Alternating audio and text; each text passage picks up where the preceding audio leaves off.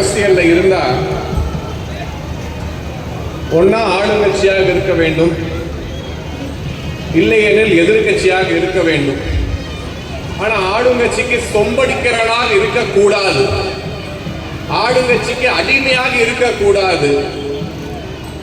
20 ஆண்டு காலமாக கட்சியை வளர்க்காம டோர திறந்து பதவி சுகத்தை அனுபவிக்க கூடாது.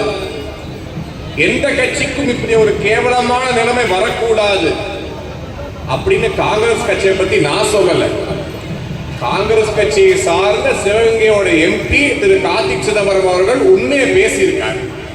அதாவது காங்கிரஸோட நிலைமை திமுக எப்படி இருக்குன்னு பேசியிருக்காரு. நான் இதே இங்க பேசுறேன்னா பொன்னேரோட எம்எல்ஏ அந்த பாவப்பட்ட காங்கிரஸ் கட்சின்னு வந்திருக்காரு. அந்த எம்எல்ஏனால ஆளுங்கட்சி எம்எல்ஏ போல கெத்தா இருந்து மக்களுக்கு நல்லதும் செய்ய முடியாது. அதே நேரத்தில் எதிர்கட்சி எம்எல்ஏ போல செயல்பட்டு தைரியமா எதிர்த்து குரல் கொடுக்கவும் முடியாது. இந்த அல்வா தொண்டையில் சிக்கிற கதையா, மெல்லவும் முடியாம முழுங்கவும் முடியாம மக்களோட ஓட்டை வாங்கிட்டு இன்னைக்கு தினத்துல மக்களோட சாபத்தை வாங்குவதா இந்த காங்கிரஸ் கட்சிக்கு தமிழ்நாடு முழுக்க வேலையா போயிருச்சு. ஆனா இது என்ன வேடிக்கைன்னு பாருங்க, திமுகவோட கூட்டணி வைத்து பிச்சை எடுத்து பொழப்பு நடத்தி தமிழகத்துல காங்கிரஸ் ஒரு கட்சி இன்னைக்கு உயிரோட இருக்கு. அப்படி பிச்சை எடுக்கும் போதே உனக்கு எவ்வளவு திமிருனா, எங்கள் தமிழக முதல்வர் இந்தி கூட்டணியில இருக்காரு. எங்கள் முதல்வர் மு க ஸ்டாலினோட தந்தையார் திரு கருணாநிதி உயிரோடு இருந்த காலத்துல கச்சத்தீவை தாரவாத்து கொடுத்தார், ஓகே மன்னிச்சிட்டோம். காவிரி நதி நீரோட பங்கை விட்டு கொடுத்தாரு, அப்பயும் மன்னிச்சிட்டோம்.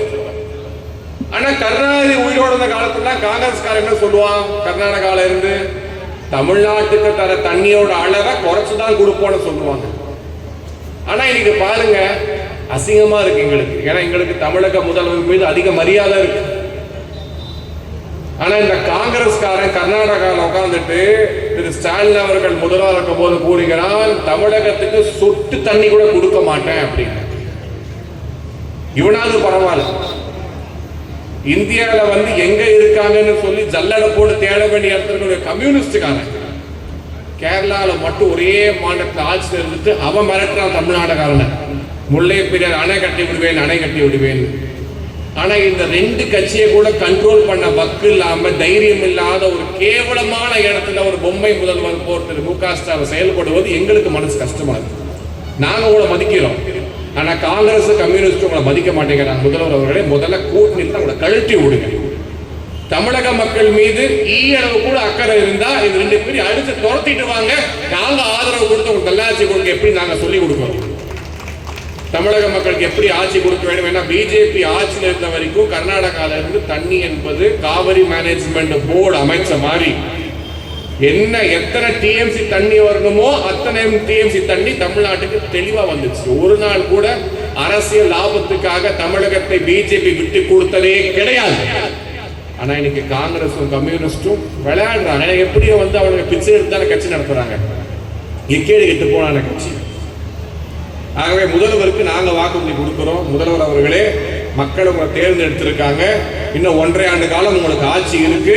அந்த 1.5 ஆண்டு காலத்துக்கு பிறகு இப்ப நீங்க லண்டனுக்கும் அமெரிக்கா கிறிஸ்டனுக்கு போறதா சொன்னாங்க. பர்மனண்டா நீங்க ஓய்வெடுப்பதற்கான ஏற்பாடுகளை பாஜக 26ஆம் தேர்தலில் பார்த்து கொள்ள போகிறது. நீங்க கஷ்டப்பட வேண்டிய அவசியம் இல்லை. உங்க எம்பிகள்லாம் இன்னைக்கு பாத்தீங்கன்னா பட்ஜெட் 12 மணிக்கு வாசிச்சாங்க, 12:10க்கு பட்ஜெட் சரின்னு பேச ஆரம்பிச்சிட்டாங்க. அந்த பட்ஜெட் டாக்குமெண்ட்ல எத்தனை பக்கம் இருக்குன்னு கூட நீங்க அனுப்பிச்ச 40 எம்பிக்களை ஒருத்தர் கூட தெரியாது. அந்த பட்ஜெட்ல எத்தனை பக்கம் இருக்குன்னு தெரியாத எம்பிகள்லாம் இன்னைக்கு பட்ஜெட் சரியில்லை, பட்ஜெட் சரியில்லை, பட்ஜெட் சரியில்லை அப்படிங்கிற ஒரே பாட்டை பாடுறாங்க. ஏன்னா பாடுவதற்கு வேற பாட்டு கிடையாது. தமிழ்நாட்டில இருந்து உங்களை மக்கள் தேர்ந்தெடுத்து அனுப்பிச்சது திருவள்ளூர் பகுதிக்கு என்ன நல்லது கொண்டு வர முடியும், காஞ்சிபுரத்துக்கு என்ன நல்லது கொண்டு வர முடியும், சென்னைக்கு என்ன போராடி வாங்கிட்டு வர முடியும் அப்படிங்கறத அனுப்பிச்சா மக்கள் வரி பணத்துல நீங்க பிசினஸ் கிளாஸ் டிக்கெட்ல டெல்லி போய் இறங்கிட்டு சமோசா சாட்டும் பேல்பூரியும் பானிபூரியும் வயிறு முக்கிட்டு தமிழ்நாட்டுக்கு வந்தோடனே பட்ஜெட்ல ஒண்ணும் இல்லை, பட்ஜெட்ல ஒண்ணும் இல்லைன்னு உப்பு சப்பு இல்லாம கூறுவதை நிறுத்தி விட வேண்டும். அதுக்காக மக்கள் உங்களுக்கு வாக்களிக்கவில்லை. கடைசியா ஒரு சான்ஸ் கொடுத்திருக்காங்க, கடைசி வாய்ப்பு, இறுதி வாய்ப்பு கொடுத்திருக்காங்க. இதை கூட பயன்படுத்த உங்களுக்கு தெரியவில்லை என்றால் உங்களை எதாவது அடிக்கிறது எனக்கு தெரியல. மிக மன வருத்தமான ஒரு சூழ்நிலை. எனக்கு உண்மையிலே தமிழ்நாடை பார்த்தா இன்னைக்கு பாவமா இருக்கு. எப்படி இருந்த ஒரு மாநிலம் கடந்த 3 ஆண்டு காலத்துல நமது பேச்சாளர் கூறியது போல ஒரு தலைநகரம் புறைநகரமாக மாறிய அவல நிலை. எப்படி ஒரு காலத்துல வானிலை செய்திகளை பார்ப்போமோ அந்த மாதிரி இப்ப தினந்தோறும் கொலை செய்திகளை பார்க்கக்கூடிய அளவுக்கு இன்னைக்கு தமிழ்நாடு தலைமை மாறிடுச்சு. தலித் மக்களுடைய இன காவலராக தெரிய திரு மரியாதைக்குரிய ஆம்ஸ்ட்ராங் அவர்கள் இன்று நம்மோடு இல்லை. கொடூரமான ஒரு கொலை. ஆனா இன்னைக்கு காவல்துறை செல்லன்னு சொல்றாங்க. காவல்துறை மீது ஒரு குற்றமும் கிடையாது. நான் மறுபடியும் சொல்றேன், தமிழக காவல்துறை இந்தியாவிலே நம்பர் 1 டிபார்ட்மெண்ட் தமிழக காவல்துறை. ஆனா அந்த காவல்துறைக்கு பொறுப்பாக இருக்கக்கூடிய அமைச்சர் சரியில்லாத காரணத்தினால், அமைச்சர் யாரு? தமிழ்நாட்டோட உள்துறை அமைச்சர் தான் முதலமைச்சர். இரும்பு கரம் கொண்ட திரு மு.க. ஸ்டாலின் அவர்களோட சீரான சிறப்பான பார்வை இல்லாத காரணத்தால் தலைமை எவ்வளவு முக்கியம் என்பதுக்கு இது ஒரு எடுத்துக்காட்டு. இன்னைக்கு பாருங்க, உலக நாடுகள்ல அது குறிப்பா இந்தியா சுற்றி இருக்கக்கூடிய ஸ்ரீலங்கா இன்னைக்கு மோசமான நிலைமையில இருக்கு. நேபாள் மோசமான நிலைமையில இருக்கு. பாகிஸ்தான்ல சோத்துக்கு அடிச்சுக்கிறாங்க. ஒரு லாரியில மைதா மாவோ ஆட்டோ மாவோ போச்சுன்னா அந்த லாரியை அடிச்சு குடங்கி சப்பாத்தி போடுறதுக்காக மாவு எடுக்கக்கூடிய நிலைமையில பாகிஸ்தான் மக்கள் இருக்காங்க. நேபாள் ஆட்சி மோசமா இருக்கு. மயான்மார்ல மிலிட்டரி ஆட்சி நடந்து கொண்டிருக்கிறது. 4 நாட்களுக்கு முன்பு பார்த்தீங்கன்னா பங்களாதேஷ்ல இருக்கக்கூடிய தலைமை என்பது தூக்கி எறியப்பட்டு அவர் வீடு சூறையாடப்பட்டு, அதாவது பிரதமரோட இல்லம் சூறையாடப்பட்டு நாடே பற்றி எரிந்து கொண்டிருக்கிறது. அங்க இருக்கக்கூடியது ஷேக் ஹசீனா என்கின்ற ஒரு பெண், ஒரு இஸ்லாமிய பெண். உலகத்துல 57 இஸ்லாமிய நாடுகள் இருந்தாலும் கூட அந்த பெண்மணிக்கு உயிருக்கு பயம் அச்சுறுத்தல் ஏற்பட்ட பொழுது அவர் ஓடி வந்தது அதிக இந்துக்கள் வாழக்கூடிய இந்தியா என்பதை மறந்துவிடக் கூடாது.